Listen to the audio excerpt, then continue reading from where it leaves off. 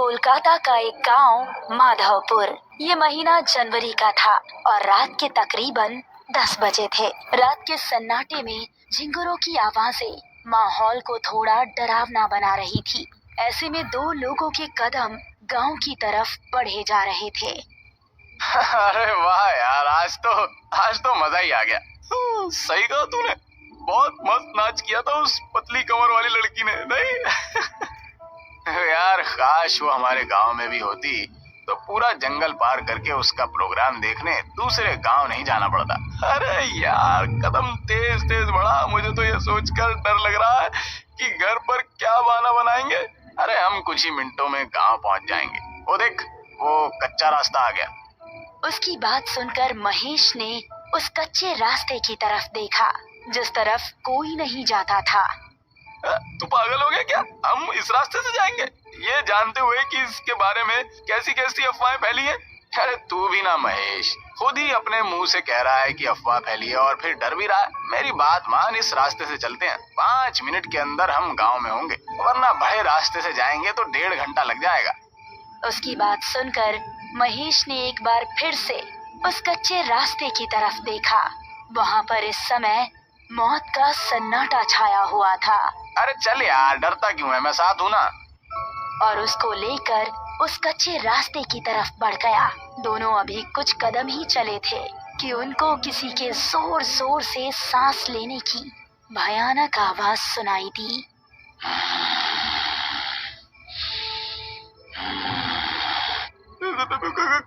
कौन है? अरे यार डरता क्यों है, कोई कुत्ता ही होगा। रमेश अभी आगे चला ही जा रहा था कि तभी उस आवाज के साथ उसको किसी के कदमों की भी आहट सुनाई देने लगी। मैंने कहा था ना, यहाँ से जाना ठीक नहीं है। अबे तू मुझे भी डरा रहा।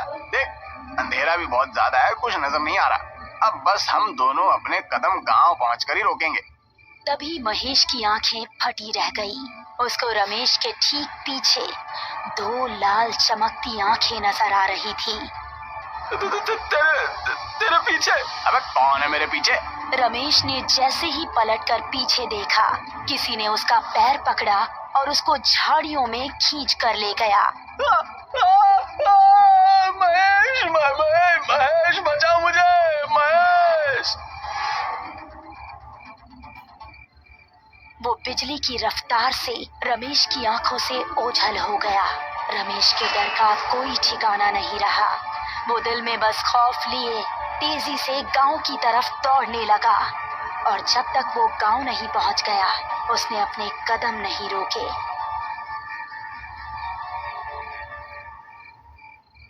अगली सुबह जब वो गांव के कुछ आदमियों के साथ उस कच्चे रास्ते की तरफ गया तो उसको रमेश की लाश 2 टुकड़ों में जमीन पर पड़ी मिली। रमेश! उसकी आंखों से आंसू बह रहे थे और इस तरह इस कच्चे रास्ते का खौफ माधवपुर में और ज्यादा बढ़ गया। इस घटना के 3 महीने बाद मोहिनी, जो कि 21 साल की एक खूबसूरत लड़की थी, अपनी विधवा माँ और छोटी बहन मेघना के साथ इस गांव में रहने के लिए आई।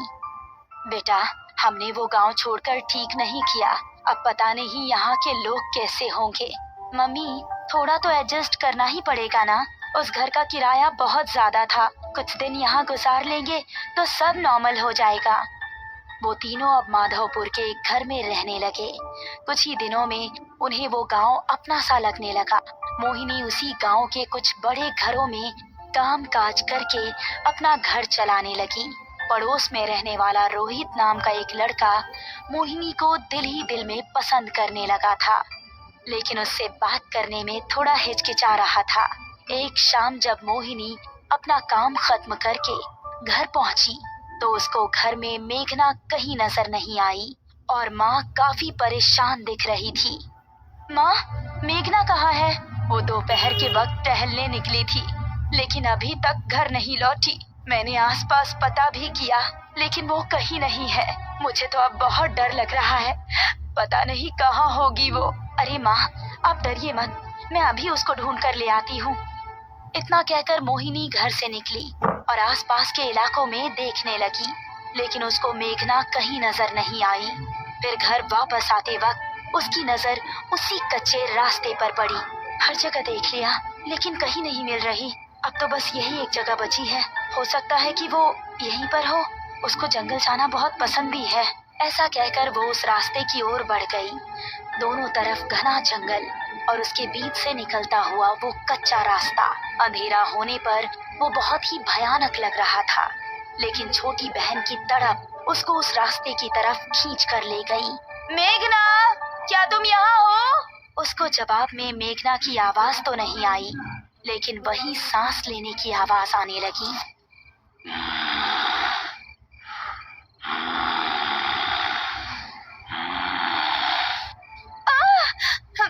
ये किस जानवर की आवाज है? मेघना प्लीज, अगर तुम यहाँ हो तो कोई जवाब दो।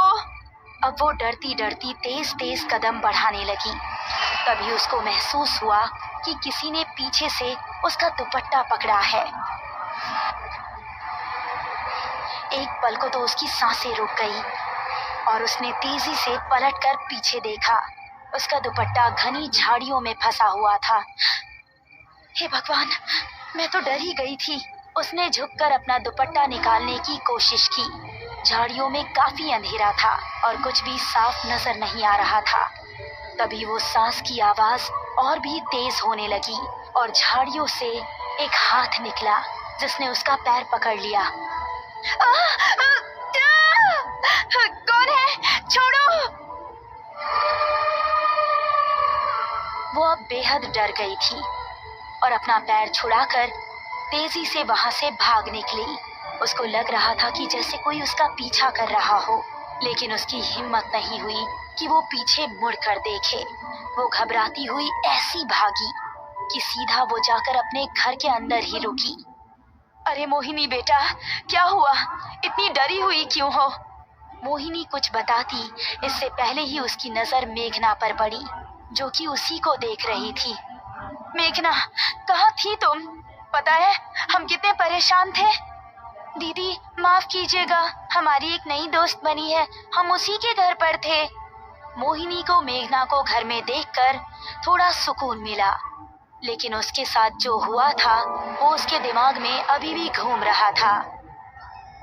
रात को मोहिनी अपने कमरे में सो रही थी तो उसको वही सांस की आवाज सुनाई देने लगी।